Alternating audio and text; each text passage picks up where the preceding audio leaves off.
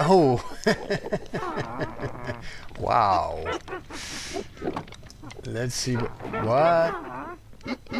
Okay, we need to fix that.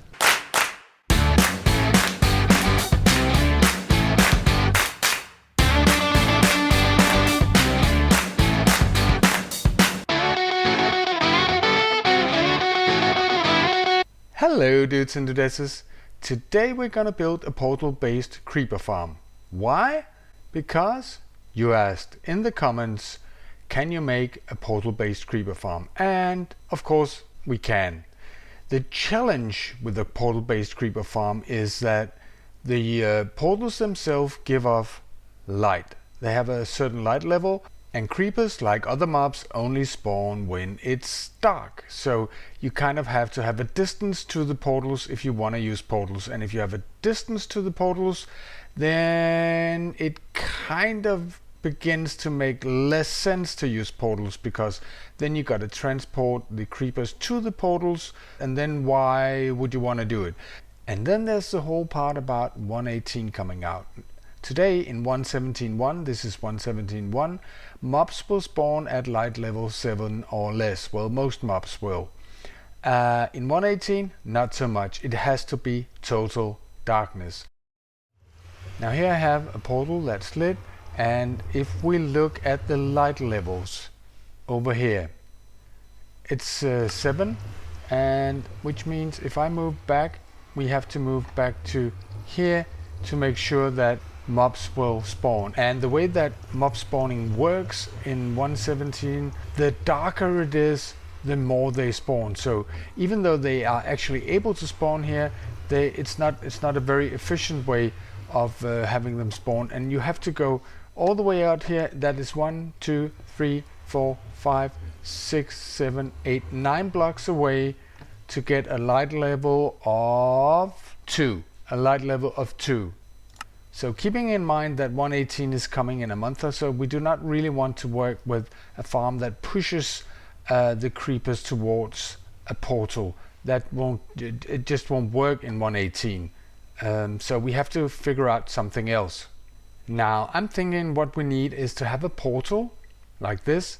It has to be off. You have to imagine that this is all closed off, so it's total darkness in here, and we have to have the portal off for a while, and then we quickly turn the portal on so that the creepers can get teleported to the Nether, and then we turn it off, and then we have a longer period allowing for the mobs to spawn.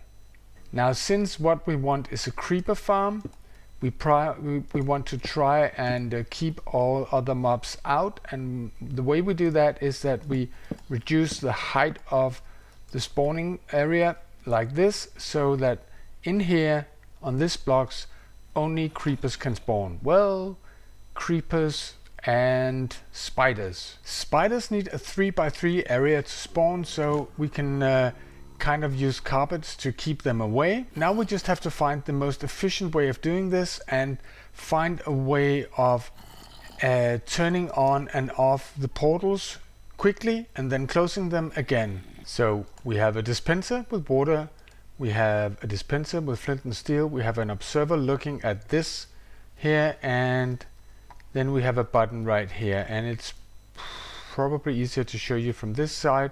You can see turns on shortly and is closed by the water.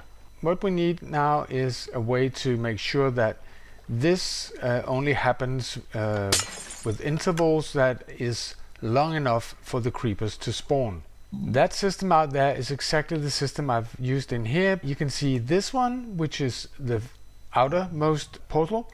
We have water to close it, and it's turned on by this, and this one turns off this portal, which is turned off by this, which means that this one over there, the furthest one away, I can't reach it from here, has flint and steel in it. This is what it looks like. All the portals are lighting up and then getting broken very quickly afterwards. So you have the most of the time in here in darkness, where mobs can spawn, and a quick flash. Now you can see this line of redstone right here goes into these observers, and there's 2 of them like this, and it fires the water. This line of redstone up here, which fires these repeaters, fire into these dispensers that fires the flint and steel. We just have an etho hopper clock, standard etho hopper clock. So let's see what happens. When I turn it on, you can see all the portals on very shortly and then they're closed. And I have a delay in there, on very shortly and then closed. On very shortly and then closed, and it's all the portals. Now, why does the farm have this shape exactly? If we go back to this here, you can see this is a normal sized portal, but what I actually opted for was building it up like this, so that we could have another spawning layer right here, and then we need to go up like this again and put trapdoors underneath so that only creepers can spawn. And then of course we have to close off the portal as well, like this.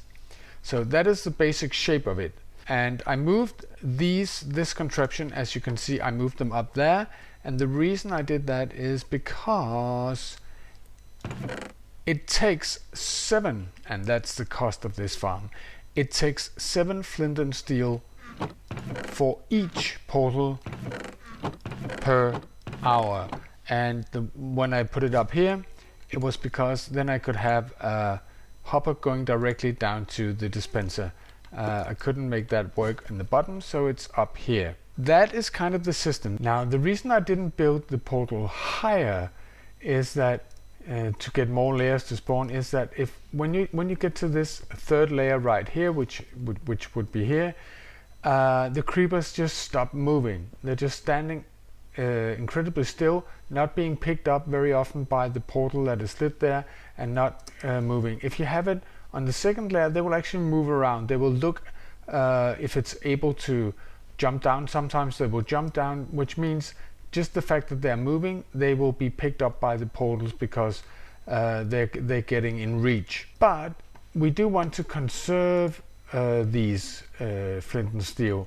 So how do we optimize the use of them? We do it by prolonging the portal, and the portal can be as long as 23, 19, 20, 21, 22, 23. This should be it. Let me see if I've done it correctly. If I have, I should be able to light it. So this is kind of the way the farm should look. So it's a 23 by 1, 2, 3, 4, 5, 6, 7 high portal. That's the optimal size. Now when the portal is off, we want to avoid these count as valid spawning blocks because it's dark. So basically what we want to do is we want to place carpets in a pattern like this, always with 2 between them and then diagonally moving, so you get no 3 by 3 area. Of course you have to do the same thing up here like this to make sure that spiders won't spawn. Even though we can stop the spiders from spawning, we still have a problem. If I place a block here, I can crouch and go in here. In the portal frame itself, we cannot put anything in here because otherwise the portals won't be lit. So right here, mobs that are higher than the creepers that can only spawn, are the only mobs that can spawn under here, will be able to spawn. So we will get some zombies, some skeletons, some witches, maybe even some endermen and so on spawning in here, and there's not really any way to stop it. If we wanted to stop it, we would have to have a moving part, so that after that the portal was turned off, we would push something in here, and that would kind of make it pretty bulky. You can imagine if we would have, for instance, a pistons or something, that would make it bulky right here, make the farm quite a lot bigger and more mechanical moving parts. So I kind of opted for keeping it very simple and then living with that we do actually get other mob spawns. Voila! This is the farm as it looks. And this size farm right here, which is actually not 23 but 20 I think, with 1, 2, 3, 4, 5 portals, is actually surprisingly efficient. You AFK up there, you can have it on land, you can have it on water. I built it up I think 5 from here, and then you AFK up there to the side of it at level 199. You just take the lowest block here, add 128 because that's the radius that the player actually spawns mobs around him, and deduct 7. I usually deduct 7, and that's a good AFK spot up here, and then you will have a sphere around it that loads this but doesn't load any of the area around it. Now if we go to the Nether, this is what we get if we AFK at the farm for 1 hour. This is 10 stacks of gunpowder, it is 8 stacks of bone, we get some rotten flesh, we don't need that, and then interestingly enough you can see we have some witch droppings, and as you can hear we have quite a few witches in here. Now as you probably know, witches are able to heal themselves, and this is why they either don't die or take an incredibly long time to die. So we have to fix that somehow. Any mob that falls down here that is too high or more will have their head in the lava, but their droppings won't get burned because they're free of lava. So this should, this setup right here should take care of the witches. Let us just try it out. Well, this is not something you see every day. But it is slightly disturbing. I am not able to kill witches with lava? Really?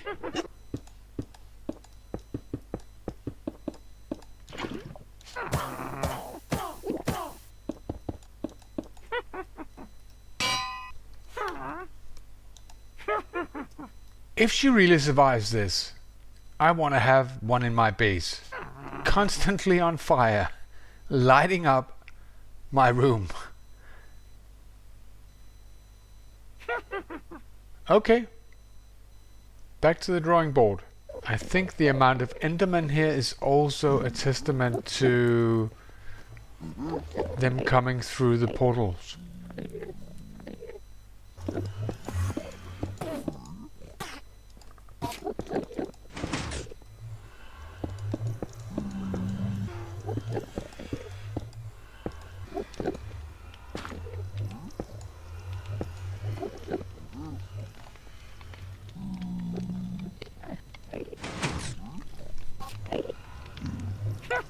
Alright, let me see you live through this.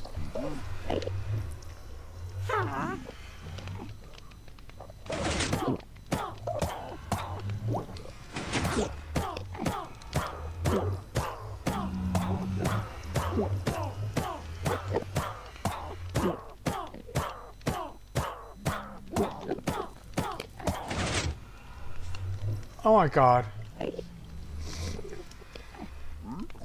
I don't know what to say. There's no solution. You will have to come in and kill them manually. We will just have a lever right here.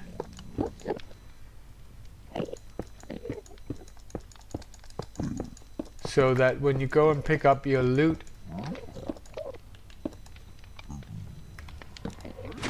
you turn them on, and I swear she will die at some point.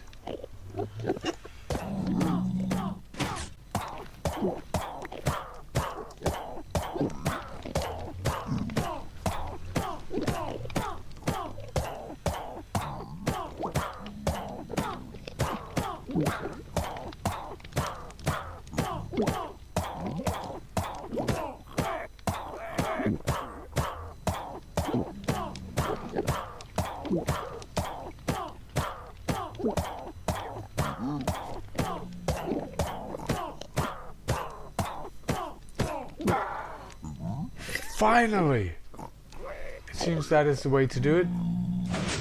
You can get rid of all the witches in one go when you go and pick up your loot. This is just the weirdest thing that I mean, I knew that witches, you know, were hard to kill, but this is ridiculous and cool at the same time. I definitely want witch torches somewhere in my base.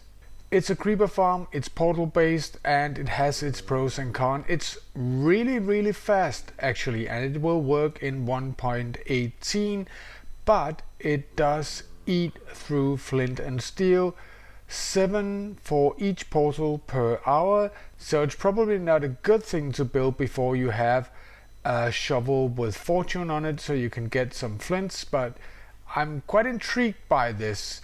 I'm thinking it's so ready for use that I'm not even sure that I will dub it a crazy concept. Maybe I will, maybe I won't. I will have to consider while I edit the video, but this is hopefully a video that you can build this farm straight from. There's nothing special to it except what I've shown you already. Now I want to make my outro somewhere else. Guess where? That's right. Thank you for watching. I hope you enjoyed the video, and if you did, remember to leave a like. It helps the channel immensely. And if you're brand new, subscribe, hit that belly button, all that jazz, and I'll be seeing you in the next one. Bye.